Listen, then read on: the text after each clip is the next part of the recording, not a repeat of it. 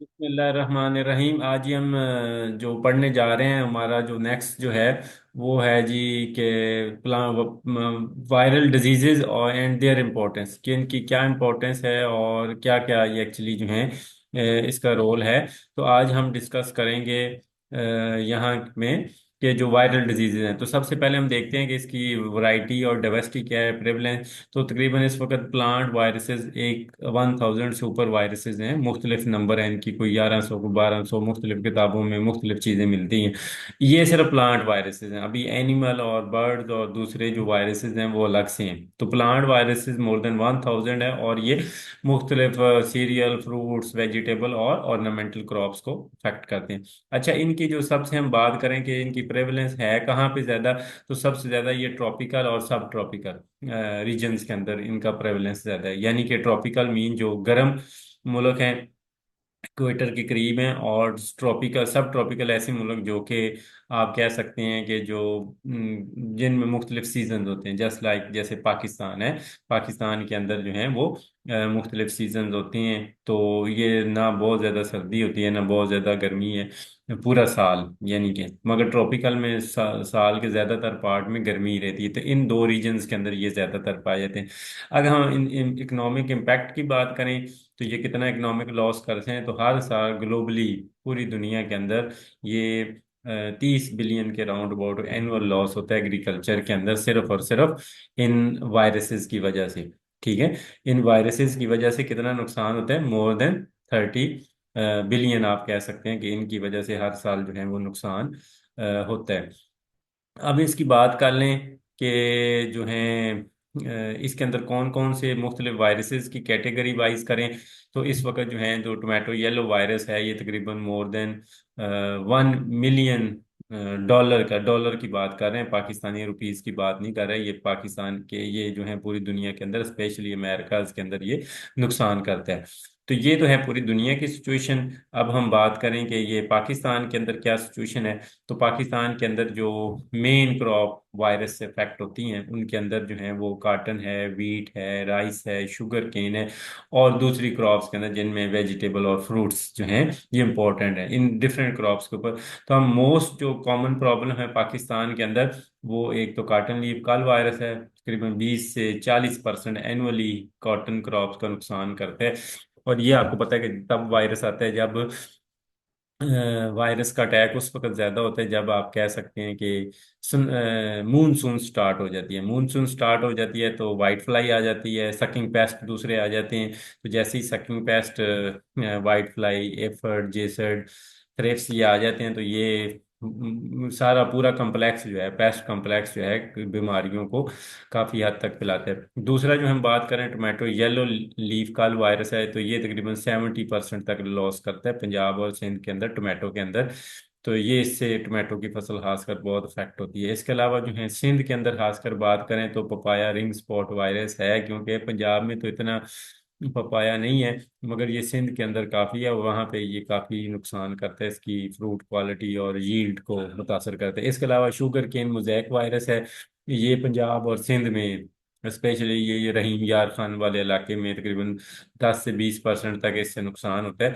मगर कोई बहुत ज़्यादा सवियर नहीं होता, 70-80% तक, मगर 10 फिर भी 10 to 20% still is a huge loss.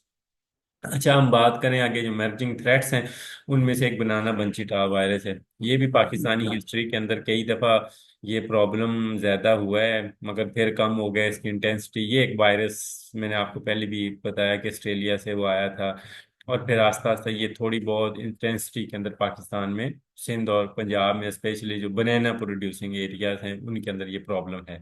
इसके अलावा चिल्ली लीफ कल वायरस, ये 30 to 50% लॉस करता है।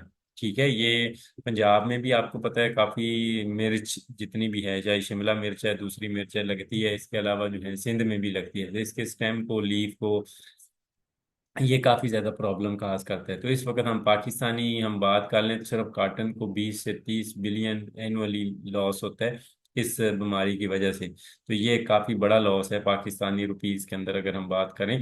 तो ये एक थोड़ी सी समरी है कि मुख्तलिफ एफर्ड जो पैथोजेंस हैं वो कितने वायरसेस और कौन से वायरसेस और किस तरीके से फैलाते हैं। तो इनमें हमसे बात कर लें, ये मैंने पहले भी अ, बेशुमार जगह पे डिस्कस कर चुका हूँ कि सबसे ज्यादा जो वायरस फैलाते हैं वो टॉप पे एफर्ड है। तो तकरीबन ये 1000 में से मोर देन 50% सिर्फ एफर्ड ये स्प्रेड करते हैं, जिसको हम सुस्त तेला, सब्ज तेला या कहते हैं। तो जैसे इसकी कुछ एग्जांपल यहाँ पे लिखी हैं। और भी सैकड़ों वायरस हैं जो कि एफिड फैलाते हैं, जिनमें से cucumber mosaic virus, barley yellow dwarf virus, potato virus Y. ये दो तीन तरीके हैं, नॉन परसिस्टेंट, सेमी परसिस्टेंट और परसिस्टेंट भी आप कह सकते हैं कि ये परसिस्टेंट तरीके से भी स्प्रेड करते हैं। इसके अलावा वाइट फ्लाई की हम बात करें तो वाइट फ्लाई मोर देन 25 से 30% तक ये वायरस स्प्रेड करती है, मोस्टली परसिस्टेंट वे में। ठीक है, थ्रिप्स की हम बात करें तो ये थ्रिप्स में ये भी तकरीबन 10 से 15% तक वायरसेस को स्प्रेड करते हैं। इसके अलावा हम बात कर लें लीफ हॉपर, प्लांट हॉपर, तो ये 5 से 10% है। ये ज्यादातर काटन, राइस इनके अंदर हैं, मेज के अंदर भी समवट ये मौजूद हैं। तो ये परसिस्टेंट वे में करते हैं। ये दो, राइस टंगरू वायरस ये जो ग्रीन हॉपर से होता है। इसके अलावा मेज स्ट्रीक वायरस ये मेज के अंदर है। इसके अलावा मिलीबग और स्केल इंसेक्ट ये लेस देन 5% करते हैं। इनमें से मिलीबग इम्पोर्टेंट है खासकर, ये सेमी परसिस्टेंट और परसिस्टेंट में बीटल्स आप कह लें तो ये लेस देन 1% करती हैं। कुछ चंद एक वायरसेस हैं वो भी नॉन परसिस्टेंट वे में। और माइट्स 1 से 2%। तो इसमें आप ओवरऑल अबंडेंस देखें तो ये जो सारे पेस्ट हैं आपको नजर आ रहे हैं, ये सारे के सारे सकिंग हैं। तो मोस्टली कौन से जो इंसेक्ट्स स्प्रेड करते हैं, वेक्टर करते हैं वायरसेस को, वो इंसेक्ट करते हैं जिनके अंदर आप कह सकते हैं कि जो कि जिनका मोड ऑफ फीडिंग जो है वो पिर्सिंग सकिंग है। ठीक है, तो ये ज्यादा कॉमन है स्प्रेड करने के अंदर। इसके बाद हम बात कर लें कि कॉमन सिम्टम कौन सी हैं। तो मुख्तलिफ तरह की सिम्टम आप पौधों को नजर आएंगे आपको। लीफ फोलिएज, फोलियर सिम्टम भी नजर आएंगी, फ्रूट सिम्टम भी, लीफ सिम्टम भी। और फोलियर में ये सारी आ जाती हैं जो लीफ के ऊपर आती हैं। और जहां तक हम बात करें फ्रूट्स के ऊपर भी सिम्टम आती हैं, स्टेम के ऊपर भी आती हैं, रूट्स के ऊपर भी सिम्टम आती हैं। तो वो हम एक एक करके तस्वीरों के साथ देखते हैं कि वो कौन कौन सी। सबसे पहले है जी मोज़ेक पैटर्न, कि इसके अंदर क्या होता है कि ये ऐसी सिम्टम है कि जिसके अंदर alternate light and dark patches green नजर आते हैं, light green and dark green patches नजर आते हैं लीफ के ऊपर। जिसने जैसे ये कुकम्बर की एक एग्जांपल दी, इसकी मैंने तस्वीरें भी लगाई हुई हैं। तो ये देखें बीच में डार्क ग्रीन और बीच में लाइट ग्रीन, इस तरीके से ये देखें येलो और आपको ग्रीनिश स्पॉट अल्टरनेटली नजर आते हैं। इस तरीके से कुकम्बर के ऊपर भी आप गौर करें तो ये फ्रूट सिम्टम भी हैं। तो ये सारी की सारी सिम्टम क्या है, लीड सिम्टम। मोज़ेक सिम्टम जो वायरस की वजह से होती हैं, ये करेक्टरिस्टिक सिम्टम है जो चंद एक हम बात करें। इसके अलावा क्लोरोसिस, यूनिफॉर्म या इंटरवेनल येलोइंग ऑफ लीफ होती है। या तो पूरे का पूरा पत्ता, ये देखें इसने लिखा है कि यूनिफॉर्म के पूरे का पूरा पत्ता पीला हो गया, या फिर ये है कि सिर्फ वेन्स के दरमियान में या वेन उसका आप कह लें कि पत्ते का थोड़ा सा हिस्सा येलो हो गया। तो ये सिम्टम आती हैं। ये देखें ये गंदम है, ये बार्ले है। तो ये बार्ले के अंदर जैसे barley yellow dwarf virus cereals के अंदर होती हैं। तो ये वायरस होती हैं हमारे इधर। गंदम के अंदर भी ये प्रॉब्लम, पंजाब के अंदर भी ये इशू होता है। इसके बाद है लीफ कर्लिंग। तो ये सबसे कॉमन सिम्टम है, कॉटन के अंदर आपने देखी होगी। तो इस तरीके से लीफ कर्ल हो जाता है। इस तरीके से ये देखें कप शेप भी बना हुआ है, इसमें भी देखें ये कप शेप है और प्लस ये नीचे एक स्मॉल लीफ भी ग्रो हो गया। इस तरीके से आप ये टोमेटो के लीव्स देखें तो ये भी करली हुए पड़े हैं। और ये कर्लिंग, लीफ कर्लिंग किस वजह से है, ये वायरसेस की वजह से है। तो ये कॉटन में कॉटन लीफ कर्ल वायरस की वजह से है। इस से अलावा जो है निक्रोसिस की बात कर लें तो निक्रोसिस क्या होता है कि पहले ये देखें small small necrotic part appear होते हैं, यानी कि सेल डेड हो जाते हैं। ठीक है, ब्राउन पैच बनते हैं। बाद में यही पैच जो है वो थोड़ा ज्यादा डार्क, फिर अल्टीमेटली पूरा पत्ता ही येलो होके होता है। और इस तरीके से ये फ्रूट के ऊपर भी हो सकती है। ये देखें necrosis mean dead parts, dead tissue, वहां से टिश्यू डेड हो जाता है पैचेस के अंदर। ये लीव्स के ऊपर भी होती हैं सिम्टम, और ये फ्रूट के ऊपर भी। इसके अलावा इनेशन जो है ward like outgrowth on the leaf surface. तो ये इसके अलावा जो है ये देखिए पीस के ऊपर ये पत्ते का बीच में रंग उड़ा उड़ा आपको नजर आ रहा है, वाइटिश स्ट्रीक्स नजर आ रही हैं, इनेशन नजर आ रही है। या आपने इसकी एक और सिम्टम भी जो इसने लिखी है कि वार्ट लाइक, जैसे मोके लाइक, या छोटे छोटे जो हैं स्वेलिंग्स उस पत्ते के ऊपर मौजूद होती हैं। तो ये भी एक्चुअली इसकी सिम्टम्स के अंदर ही आती हैं, वायरस की, जो वायरस कॉज करता है डिफरेंट प्लांट के अंदर। ये ग्रोथ सिम्टम है। ग्रोथ सिम्टम में सबसे कॉमन जो है वो स्टंटिंग है, कि पौधे जो हैं इंटरनोडल जो एरिया है वो रिड्यूस हो जाते हैं, यानी कि एक नोड से दूसरे नोड का डिस्टेंस जो है वो स्टेम का वो छोटा होता है, यानी कि करीब करीबी नोड होते हैं। तो जब करीब करीबी होते हैं तो वो पौधा छोटा ही रह जाता है। जैसे ये राइस में आप देखें कि ये देखें, एक तरफ आपको हेल्दी राइस और दूसरी तरफ से ये जो स्टंटेड राइस, इस तरीके से ये हेल्दी राइस और ये स्टंटेड राइस जो वायरस इन्फेक्टेड जो है वो नजर आते हैं। आप इसका दूसरा इसी से इससे मिलती जुलती टर्म है वो है ड्वार्फिंग। ड्वार्फिंग ये है कब नॉर्मली स्मॉल प्लांट्स होते हैं, जैसे ये देखें, ये मेज के अंदर है। मेज के एग्जांपल दिए, मगर आपने इस तरीके से कार्टन में देखी होगी जो लेट सोइंग कार्टनिंग होती है, उसके अंदर आप देखें कि जब मूनसून शुरू हो जाए, एक दफ़ा वो वाइट फ्लाई आ जाए, सकिंग पेस्ट आ जाए, तो फिर वायरस आ जाता है। वायरस आ जाए तो फिर आप देखें पौधे की ग्रोथ उधर ही रुक जाती है, और फिर उससे ऊपर ना पौधा ऊपर जाता है, ना उसको फूल लगते हैं, ना फल लगते हैं, ना टींडे लगते हैं। तो इस तरीके से वो पौधा स्मॉलर ही रह जाते हैं, बड़ा नहीं होता जितनी मर्जी खुराक दे लें, क्योंकि वो वायरस इन्फेक्टेड है। तो इसलिए कई सारे लोग जो हैं वो ये दूसरा जो है रोजेटिंग। रोजेटिंग मीन के ऊपर से ये जो ऊपर वाले हैं ना, ये देखें कि इधर बजाय बड़े बड़े पत्ते लगने के बजाय छोटे छोटे बेशुमार पत्ते ग्रो हो जाते हैं, जैसे आपने पीछे सी सेम फिलोडी के अंदर पढ़ा है। तो ये देखें इधर भी ऐसे कि ये रोजेट्स अपीयरेंस बन गई है, यानी कि ऊपर से चंद पत्तों के बजाय, इस तरीके से बड़े बड़े पत्तों के बजाय ये देखें यहाँ पे छोटे छोटे और काफी सारे बन गए हैं। इसको क्राउडेड या बुशी अपीयरेंस कहते हैं। ये एक्चुअली जो है यहाँ पे होते हैं, और इसको फिर फल भी नहीं लगता। तो ये चूंकि पीनट्स है, ग्राउंड नट की बात कर रहे हैं, तो ये ग्राउंड में जब ऊपर से रोजेट अपीयरेंस है, तो ये डेफिनेटली इसके नीचे भी जो मूंगफली लगनी है वो सही तरीके से नहीं लगेगी। ये ग्रोथ सिम्टम्स ही दो, ड्वार्फिंग या स्टंटिंग, यानी कि पौधे का ओवरऑल छोटा रह जाना। अब हम बात करें फ्रूट्स और फ्लावर सिम्टम में, तो इसमें से फ्लावर के अंदर जो कॉमन सिम्टम आती है कि वो इरेगुलर पैटर्न ऑफ पिगमेंटेशन, यानी कि ये जो पौधे पत्ते का फूल का यूनिफॉर्म कलर नहीं होता, बल्कि क्या है, उसका कलर चेंज हो जाता है। ये देखें बीच में ये ट्यूलिप्स हैं, और ये ट्यूलिप्स के बीच में कलर स्प्लिटिंग हुई पड़ी है, तो ये नॉर्मल फूल नहीं है। आल्दो के ऐसे कुछ फूल ऐसे हैं, यानी कि फ्लावरिंग कुछ पौधे ऐसे हैं जिनमें से हमने खुद जेनेटिकली ये कलर पिगमेंटेशन की स्प्लिटिंग की हुई है, यानी कि हमने अपनी मर्जी से, आपने ऐसे गुलाब भी देखे होंगे जिसमें दो दो तीन तीन रंग भी होते हैं। वो एक तो ये है कि हमने खुद ब्रीडिंग से बनाए हैं। एक ये है कि इस तरीके से ये देखें बिल्कुल पिंक होने के बजाय उसका कलर या पिगमेंटेशन स्प्लिटिंग हो जाती है, जिससे वो यूनिफॉर्म कलर डेवलप नहीं होता। तो ये भी एक वायरस की वजह से भी हो सकता है। और एक ये जो है हमने अगर खुद से वैरायटी ऐसी बनाई है तो उसमें भी ऐसा हो सकता है। इसके बाद फ्रूट मालफॉर्मेशन के अंदर ये है कि डिफॉर्म्ड, बिंगे चिब्बे, छोटे मोटे टेढ़े फ्रूट, या अंडर साइज, छोटे साइज के छोटे ब्रीक ब्रीक, जैसे टोमेटो मिलते हैं आपको, और इसमें आप देखें ये कलर डेवलपमेंट सही नहीं है, बीच में येलो, बीच में रेड, यानी कि कलर डेवलपमेंट सही नहीं हुई। या दूसरे तरीके से यहाँ पे आप तस्वीर में देखें तो यहाँ पे फ्रूट्स जो हैं वो टेढ़े मेढ़े जो हैं वो मौजूद हैं। ठीक है, तो ये एक्चुअली ये भी वायरस की सिम्टम है।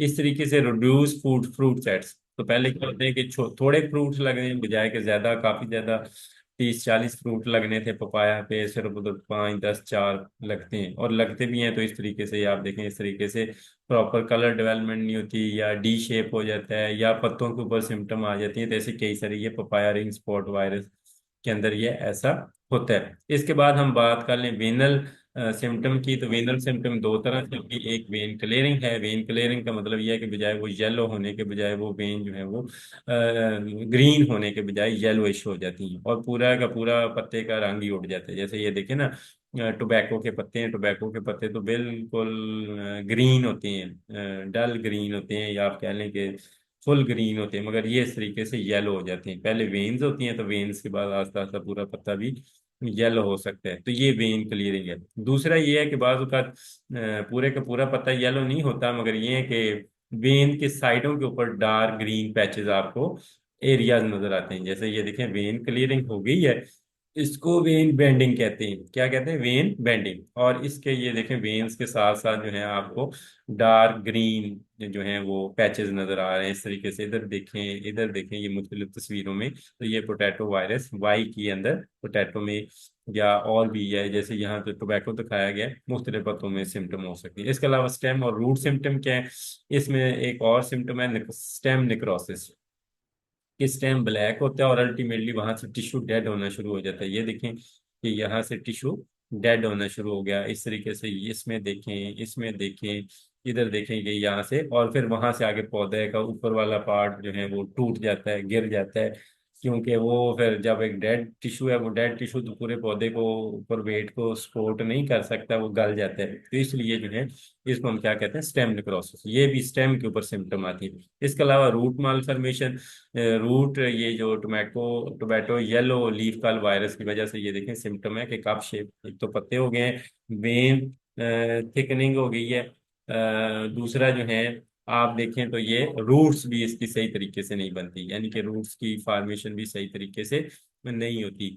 और ये जो है आपको सिम्टम इस तरीके से नजर आती है। मगर ये इस तरह के सिम्टम जो है रूट नाट नीमाटोड की वजह से भी होती हैं। जरूरी नहीं है कि ये टोमेटो येलो लीफ में ही वायरस है। ऐसी सिम्टम मैंने कहा रूट नाट नीमाटोड की वजह से भी हो सकती हैं।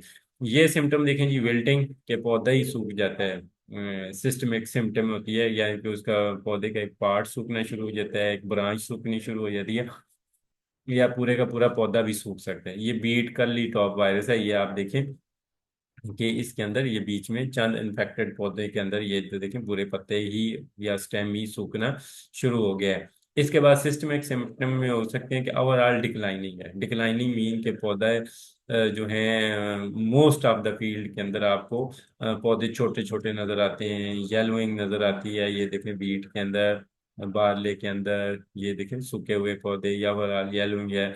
और इस येलोइंग की वजह से पौधे सारे ही छोटे छोटे रह जाते हैं, बड़े नहीं होते, पीले होते हैं। और इसके ऊपर डेफिनेटली जो दाने बनने हैं, पेनिकल बननी है, वो भी सही तरीके से नहीं होती। ये ओवरऑल डिक्लाइनिंग है। इसके अलावा जो है लेटेंट सिम्टम भी होती हैं। कुछ सिम्टम ऐसी हैं जो कि शो ही नहीं होती, पता ही नहीं चलता, या जब पता चलता है तब तक वैसे ही क्रॉप खत्म होने वाली होती है, मगर नुकसान वो कर चुका होता है वायरस। क्योंकि उसके अंदर सिम्टम जो है वो लेटेंट होती हैं, हिडन सिम्टम होती हैं, नजर नहीं आती, फौरी पता नहीं चलता। अच्छा, इसके बाद जो है इसकी मैनेजमेंट की हम बात करें तो मैनेजमेंट जो है उसकी कई सारे तरीकों से की जा सकती है। उसमें से जो मोस्ट कॉमन तरीके हैं कि वो प्रिवेंशन है, कंटेनमेंट है और वेक्टर कंट्रोल है। तो ये दो तीन तरीके हैं। अच्छा, इसका ना ऐसा आपके हैं दुनिया में कोई ऐसा फैक्ट या 100% ग्रांटेड कोई कंट्रोल नहीं है। वायरस जितनी भी डिजीज हैं, चाहे इंसानों के अंदर हैं, जिसके अंदर जैसे आपको नजला आता है तो आप उस नजले से बच सकते हैं या प्रिवेंशन कर सकते हैं। मगर उसका एक साइकिल है, उसने साइकिल पूरा ही करना है। तो उसके बजाय अगर एक दफा आ गया फिर आप उससे बच नहीं सकते। तो इस तरीके से ये जो दो तीन सिम्टम है, हम अगर ये कर लें, उसके अंदर पहला है प्रिवेंशन और कल्चरल प्रैक्टिसेस। अगर ये हम कर लें तो हम काफी सारी बीमारियों से बच सकते हैं, जो वायरल बीमारियां हैं। उसके अंदर क्या क्या काम करना है, उसमें से सबसे पहले करना है कि आपने वायरस फ्री सीड्स और प्लांटिंग मटीरियल। सीड लेना है तो आप ऐसी क्रॉप से ना लें जिसके अंदर पिछले सीजन में वायरस का अटैक आया हुआ हो, ताकि आप बच सकें। और ऐसे पौधे से जिसमें वायरस अटैक हो, चाहे वो सिट्रस हो या नर्सरी हो, जिस क्रॉप के अंदर पहले से आया या जिस पिछले सीजन में जिस क्रॉप के ऊपर आया था, उससे आपने सीड नहीं लेना, आपने हेल्दी क्रॉप से सीड लेना है। दूसरा ये है कि आपने ऐसी नर्सरी भी, आप देखें ना, जब आप जाते हैं नर्सरी लेने, जैसे आजकल मिर्चों की पनीरी, टमाटरों की पनीरी लेने जाते हैं मंडी से या कहीं बाजार, तो वहां पे आप उनको देख लें। अगर आपको थोड़े से करली लीफ नजर आ रहे हैं तो उसके ऊपर, यानी कि अभी स्टार्ट में ही सिम्टम है, अभी नर्सरी है, छोटे छोटे पौधे हैं, तो फिर डेफिनेटली पौधे के ऊपर तो सिम्टम होगी, क्योंकि पहले दिन से ही उसमें वायरस है। तो वो पौधा जितना मर्जी बड़ा हो जाए, जितनी मर्जी खाद दे दें उसको, डेफिनेटली वो उस तरीके से नहीं बढ़ेगा जिस तरीके से नॉर्मल। तो इसलिए ऐसे पौधे लेके आए, मिर्चों के, टमाटरों के, नर्सरी लेके जिसमें अच्छे हों। और ऐसे पौधे से कलमें भी ना लें। अगर कलमों के थ्रू उसकी प्रोपेगेशन होती है, वेजिटेटिव प्रोपेगेशन है, जैसे बनाना है, तो आप बनाना के ऊपर अगर बंची अपीयरेंस आपको नजर आ रही है तो बनाना बंची टॉप वायरस हो सकता है। या पोटैटो में ऐसा मसला है तो ऐसी वैरायटी लगाई ना जिसमें ये मसला आता है। तो इस तरीके से आप बच सकते हैं। दूसरा ये क्रॉप रोटेशन। क्रॉप रोटेशन क्या करनी है कि आपने क्रॉप बदल बदल के लगानी है। मतलब आपके एकड़ नंबर 5 में इस दफा आपने फसल लगाई थी, उसमें वायरस अटैक आया, तो कोशिश करें कि नेक्स्ट टाइम एकड़ नंबर 5 में आपने वो फसल नहीं लगानी। ठीक है, इस तरीके से आप ये tomato yellow leaf curl virus या ये पोटैटो की या मीज की या गंदम की जो मसले हैं, इनसे आप बच सकते हैं, इन सारे वायरसेस से। दूसरा, ओवर क्राउडिंग को रोकना है। ओवर क्राउडिंग क्या है? कि पौधों का एक जगह पे रिकमेंडेड डिस्टेंस से ज्यादा इकट्ठे हो जाना, यानी कि ज्यादा नंबर आप पौधों का एक छोटी सी जगह में होना। तो क्या होंगे, जब पौधे बड़े होंगे तो क्या होंगे, ऊपर से उनकी कनोपी ऐसे बिल्कुल जुड़ जाएगी। जब कनोपी जुड़ जाती है तो आपको पता है, जो एंटोमोलॉजिस्ट हैं या ये पहले भी पढ़ के हैं, कि जब वो नीचे से आप पानी लगाएंगे, वो पानी वेपोरेट होगा, वेपोरेट उस कनोपी के अंदर ही ट्रैप हो जाएगा। वो जो वेपोरेशन जो वेपर्स हैं, वाटर वेपर्स जो हैं, वो बजाय हवा में मिक्स होने के उधर अंदर ही ट्रैप हो जाएंगे। जब अंदर ही ट्रैप हो जाएंगे तो आपको पता है, जो ये पिर्सिंग सकिंग इंसेक्ट हैं, एफिड है, जेसड है, वाइट फ्लाई है, थ्रिप्स है, प्लांट ऑपर है, इन सब का, माइट्स का प्लस अटैक जो है बहुत ज्यादा हो जाएगा। जब बहुत ज्यादा अटैक हो जाएगा तो फिर आप किसी भी वायरस की एंट्री को नहीं रोक सके, क्योंकि वो बेशुमार हैं ऊपर। आप उनको वेक्टर मौजूद है। जब वेक्टर मौजूद होगा तो वो डेफिनेटली वो कंट्रोल का वो डिजीज भी फैला देगा। दूसरा है सैनिटेशन। क्या आपने क्या करना है कि इन्फेक्टेड पार्ट्स जो हैं, प्लांट्स हैं, उनको आपने क्या करना है कि अगर आपको एक पौधा भी नजर आता है फील्ड में तो उसको उखाड़ के जला दें, दफना दें, कुछ करें। इस तरीके से आप साफ सुथरे फार्म इक्विपमेंट यूज करें। ठीक है, ये नहीं है कि एक दफा पहले बीमारी वाले फील्ड में खेत में वो चलाएं, फिर वो आप हेल्दी फील्ड में वही हल चलाएंगे तो डेफिनेटली वो वायरस हेल्दी पौधों के अंदर भी ट्रांसमिट हो जाएगा या उस सॉइल में मिक्स हो जाएगा। इसके अलावा टाइम ऑफ प्लांटिंग, अगर आप समझते हैं कि आपके इलाके में एक स्पेसिफिक डिजीज हर साल आती है तो आप उस टाइम से बचें। जैसे मैं एग्जांपल देता हूँ काटन की। अगर आप समझते हैं कि आपकी काटन हर साल आपके उसमें थ्रिप्स, ये जो क्या नाम है, आप कहते हैं कि ये जो वायरस का अटैक आता है, कार्टन लीफ काल वायरस का, तो आप क्या करें, आप जल्दी कार्टन लगा लें। आप मार्च में या अप्रैल के अंदर कार्टन लगा लें। अगर आप मार्च अप्रैल में कार्टन लगाई है तो जुलाई में जाके आपको पता है मूनसून स्टार्ट होती है, तब जाके जुलाई तक मौसम आपका गर्म होता है, और गर्म होने की वजह से आपकी कार्टन बेस्ट होती है और कार्टन का साइज भी काफी बड़ा बड़ा हो जाता है।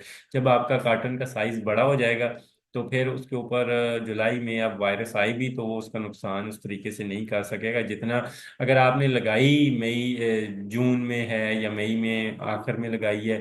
तो वो क्या होता है कि ऊपर से अभी महीना भी नहीं गुजरा, पौधे इतने इतने पौधे थे और आपने ऊपर से वायरस आ गया, तो वो पौधे की ग्रोथ उधर ही रुक जाएगी, उधर ही स्टंटेड हो जाएगा।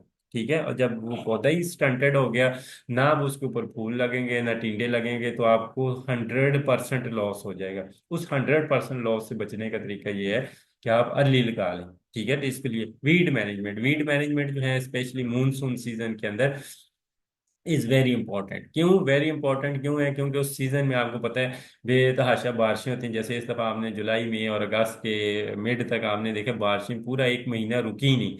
जब एक महीना बारिश रुकी ही नहीं है तो बेतहाशा पानी मिला है, एक तो पौधे की ग्रोथ बहुत ज्यादा हो रही है, वेजिटेटिव वो सकुलेंट हो रहा है, नए से नए पत्ते निकल रहे हैं। दूसरा क्या है कि वो एक तो जो पेस्ट है वो एक तो क्रॉप के ऊपर ग्रो कर रहा है, उसकी पैदावार हो रही है, दूसरा जड़ी बूटियों के ऊपर हो रही है, तो वो ही पेस्ट प्रेशर पौधे के ऊपर डबल हो जाता है। तो जब डबल हो जाता है तो वो नॉर्मल पौधा भी अपनी रेजिस्टेंस खो बैठता है।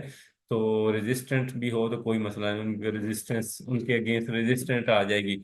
अच्छा, इसके बाद बैरियर क्रॉप्स हैं। बैरियर क्रॉप्स के अंदर क्या है कि आप ऐसी क्रॉप्स लगाएं जो कि बड़ी हैं, नॉन रेजिस्टेंस हैं, नॉन होस्ट हैं। तो ये क्रॉप्स आप लगा सकते हैं ताकि जो है क्रॉप्स लगा के आपको जो है वो मसला ना आए।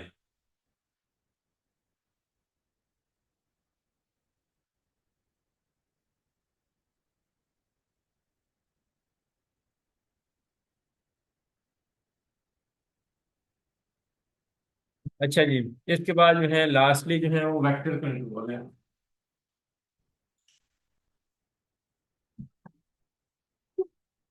हेलो। हेलो। साजिद तो नदीम खड़ा है यार होटल ते ही। Okay okay. ਉਹ ਨਾ ਰਜਿਸਟਰਾਰ ਆਫਿਸ ਨਾ ਉਹਨਾਂ ਨੂੰ ਦੇ ਕੇ ਆਣੀ ਹੈ। हाँ हाँ, वो तेनों मैं मैसेज कर देना, मैं समझा देना। Okay okay. अच्छा जी, ये जो है आपकी जो है वो आप कह सकते हैं कि ये आपके इस तरीके से जो है वो चलते हैं सारा कुछ। अच्छा, इसके बाद जो है आपने वेक्टर कंट्रोल करना है। वेक्टर कंट्रोल के अंदर क्या है कि आपने वो इंसेक्ट पेस्ट कंट्रोल करना है जिससे ये बीमारी होती है। अब आप पढ़ आए हैं कौन कौन से वेक्टर हैं, तो वेक्टर इसके कई सारे हैं। उन किसी भी वेक्टर से हो सकता है। तो उन वेक्टर का सबसे नेचुरल तरीका, या आप कह लें कि नॉन रेजिडुअल इफेक्ट वाला केमिकल फ्री तरीका, वो है जी बायोलॉजिकल कंट्रोल। बायोलॉजिकल कंट्रोल के अंदर आप क्या करें, अगर आपके पास उस इलाके में फील्ड के अंदर प्रीडेटर हैं जैसे lady bird beetle, Chrysoperla, syrphid fly, तो उनका इस्तेमाल करें। तो वीट में ऐसे ही होते हैं हमारे, देखिए नेचुरली अल्लाह ताला जब गंदम का मौसम आता है तो ये थोड़ी बहुत वायरस की सिम्टम आती हैं। मगर आप देखें कि अगर आपने गंदम जल्दी लगा लें तो गंदम जल्दी सख्त हो जाती है। जब फरवरी में एफड आता है तो उस वक्त उसका वो इतना नुकसान नहीं कर पाता। उस वक्त वो गंदम सख्त हो चुकी होती है, सूख जो है सिट्टा उसका बन चुका होता है, तो फिर इतना नुकसान। दूसरा ये है कि उस वक्त ये दो तीन कुदरती अल्लाह ताला की तरफ से syrphid fly, lady bird beetle, Chrysoperla आ जाते हैं और ये फिर नेचुरली कंट्रोल कर लेते हैं। इस तरीके से आप पैरासिटिक वैस्प हैं, वाइट फ्लाई को इनकारसिया जैसे हैं, तो ये आप रेयर करके लेबोरेटरी में या अपने घर में रेयर करके अपने खेत में छोड़ सकते हैं। इस तरीके से प्रीडेटरी माइट्स हैं, फाइटोसिडी माइट्स, या ऐसी कई सारी और माइट्स हैं जिनको आप यूज करके इन माइट्स को कंट्रोल कर सकते हैं। दूसरा जो अननेचुरल तरीका जो है या डेंजरस भी है, वो ये है कि आप केमिकल यूज करें। मगर केमिकल जो है कोशिश करें कि ऐसे केमिकल जो कि बैन नहीं है दुनिया के अंदर, जो कि अलाउड हैं, या जिनका आप कह लें कि परसिस्टेंस बहुत कम है, या सिर्फ जो है जो टारगेटेड केमिकल हैं वो आप यूज कर सकते हैं। वो उनमें अमीडा क्लोप्रिड है, ये वाइट फ्लाई एफिड के अगेंस्ट, स्पाइनोसाइड थ्रिप्स के अगेंस्ट, नीम बेस इको फ्रेंडली अल्टरनेटिव यानी कि बोटेनिकल्स अभी आप यूज कर सकते हैं। मगर आप केमिकल का ओवर यूज या एक ही केमिकल को बार बार यूज ना करें, बल्कि उसको बदल बदल के उनका इस्तेमाल करें ताकि उससे बचा जा सके। फिजिकल बैरियर के अंदर हम याद क्या कर सकते हैं कि अगर आप कोई नर्सरी शर्सरी लगाते हैं तो कोशिश करें कि कोई स्क्रीन हाउस बना लें, यानी कि एक जाली लगा के उसके अंदर प्लास्टिक के बजाय जाली लगा के, आपको पुराना नेट का कपड़ा डंडे से मिल जाता है, उस कपड़े को सी सू के आप जो है नेट की एक लंबा सारी तरपाल से बना सकते हैं, यानी कि एक बैरियर बना लें। तो उसके अंदर आप ग्रो कर सकते हैं, तो कोई इंसेक्ट अंदर से बाहर से अंदर नहीं आ सकता, तो आपकी ना नर्सरी को इफेक्ट नहीं करेगा। अक्सर लोग इस तरीके से ही ग्रो करते हैं, जो नर्सरीज वगैरह ना, जो कि इंसेक्ट प्रूफ या इंसेक्ट प्रूफिंग उनको कहते हैं, स्क्रीन हाउस। तो आप भी कर सकते हैं। इसके अलावा जो है मल्चेस सॉइल के अंदर जो है वो हम यूज करते हैं, जैसे ग्रास वगैरह या ब्लैक पॉलीथीन जो है वो हम एज ए मल्च के तौर पे इस्तेमाल करते हैं ताकि ये एफिड वाइट फ्लाई जो है रिपेल हो सके। इसके अलावा आप येलो स्टिकी ट्रैप्स आप यूज कर सकते हैं ग्रीन हाउस में, स्क्रीन हाउस में। अगर कोई एक आधा इंसेक्ट आ भी जाता है तो वो उस तरीके से जो है वो येलो ट्रैप की तरफ अट्रैक्ट होके तो वहां पे ट्रैप हो जाते हैं। इस तरीके से आप फेरोमोन बेस्ड ट्रैप भी यूज कर सकते हैं। ये कई सारे इंसेक्ट में के लिए अवेलेबल हैं। हमारे तो इधर नहीं है हार सकिंग के लिए, मगर वाइट फ्लाई, ये फ्रूट फ्लाई वगैरह के लिए हैं। इसके अलावा जो है आप रेजिस्टेंट वैरायटी का इस्तेमाल करें। जो आप अपने इलाके में रहते हैं तो आप जो है डेफिनेटली फार्मर्स को भी विद द पैसेज या टाइम एक्सपीरियंस हो जाता है कि कौन सी वैरायटी रेजिस्टेंट है कौन सी नहीं है। नहीं तो आप एग्रीकल्चर डिपार्टमेंट वालों से कंसल्ट करके ऐसी वैरायटियां लगा सकते हैं जो कि रेजिस्टेंट हैं। या ठीक है, या आजकल जो है फेसबुक के ऊपर, यूट्यूब के ऊपर मुख्तलिफ ग्रुप्स बने हुए हैं। वो ग्रुप्स क्या करते हैं, उन ग्रुप्स में आप जो पहले से टमाटो ग्रोअर्स हैं, कुकम्बर ग्रोअर्स हैं, उनसे मशवरा कर सकते हैं कि जी ये सकिंग के against, tomato yellow leaf curl virus के against, papaya ring spot virus, potato virus, इन सब के अगेंस्ट कौन सी वैरायटी, पोटैटो की कौन सी, राइस की कौन सी, टोमेटो की कौन सी वैरायटी है जो कि अवेलेबल है, जो रेजिस्टेंट है, तो आप वो वैरायटी यूज कर सकते हैं। इसके अलावा जो है जेनेटिक इंजीनियरिंग के थ्रू आजकल कई तरह की आप कह लें कि वैरायटियां भी बनाई गई हैं जो हैं जहाँ तक, जहाँ जैसे इसने लिखा बीटी काटन, मगर बीटी काटन जो है वो आपको पता है CLCV के अगेंस्ट रेजिस्टेंट नहीं है जो हमारे पाकिस्तान में है। मगर जो बीटी वैरायटी दुनिया के अंदर मौजूद है वो आपको पता है, इस वक्त हम बॉल गार्ड 1 टेक्निक पे खड़े हैं, वो कहीं 5 6 7 बॉल गार्ड टेक्निक पे पहुंच गए। तो उन्होंने एक ही वैरायटी के अंदर मल्टीपल जीन इकट्ठे कर लिए हैं, जैसे USA के अंदर तो उन्होंने मल्टीपल जीन इकट्ठे किए हैं। तो वो शाह को मैंने कर दिया, कहता है, मैंने उसको कहा नदीम खड़ा है, तो कहता है मैं ठीक है दे देता हूँ।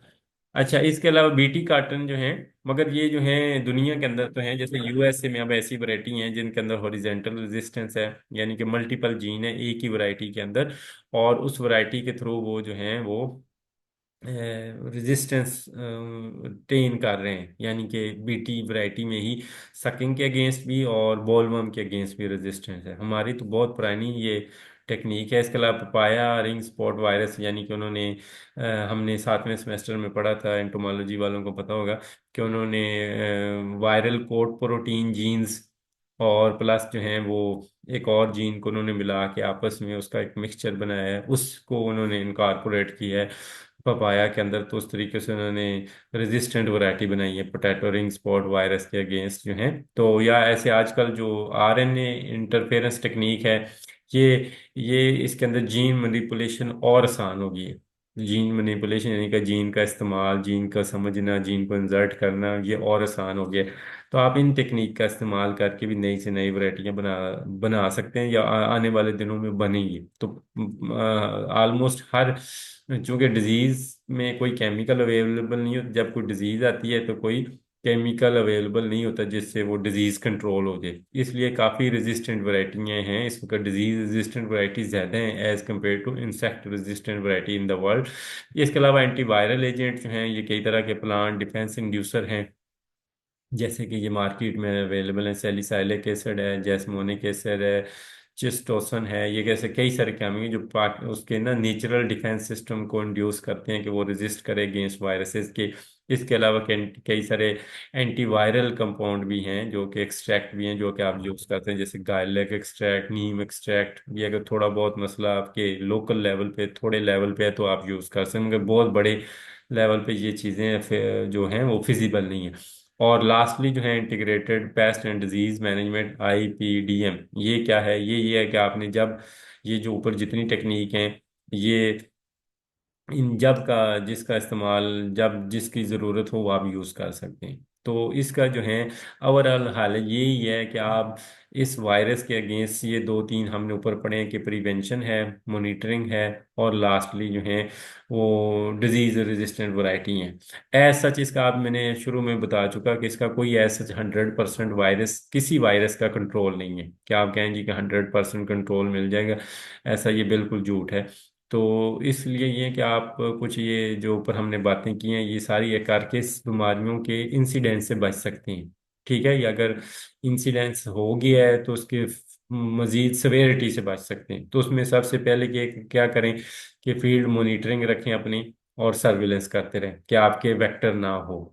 अगर वेक्टर ही नहीं होगा तो डेफिनेटली वो वेक्टर ही नहीं होगा तो वो डेफिनेटली डिजीज भी स्प्रेड नहीं कर सकेगा, पैथोजन भी स्प्रेड नहीं कर सकेगा। दूसरा, अगर शुरू में एक आधा पौधा है आपके फील्ड में, उसको आप रिमूव कर लें, खत्म कर दें, तो डेफिनेटली वो बीमारी दूसरों में भी नहीं फैलेगी। क्योंकि वो जो इंसेक्ट्स हैं उन्होंने भी तो सबसे पहले डिजीज प्लांट्स के ऊपर फीड करेंगे, वहां से वो वायरस को लेंगे, फिर हेल्दी प्लांट में शिफ्ट करेंगे, जैसे डेंगू है, जैसे लाइक डेंगू जो है।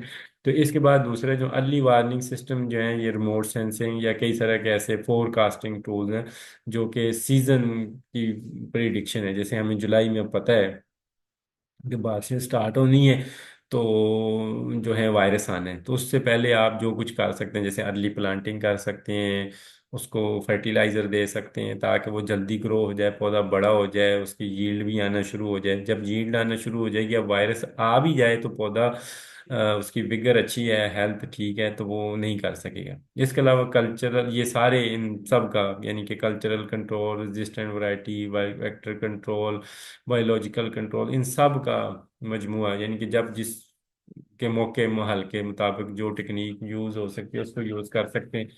तो ये है आज का लेक्चर। इससे आगे फिर इंशाल्लाह हम नेक्स्ट टाइम फिर डिस्कस करेंगे। Thank you ji.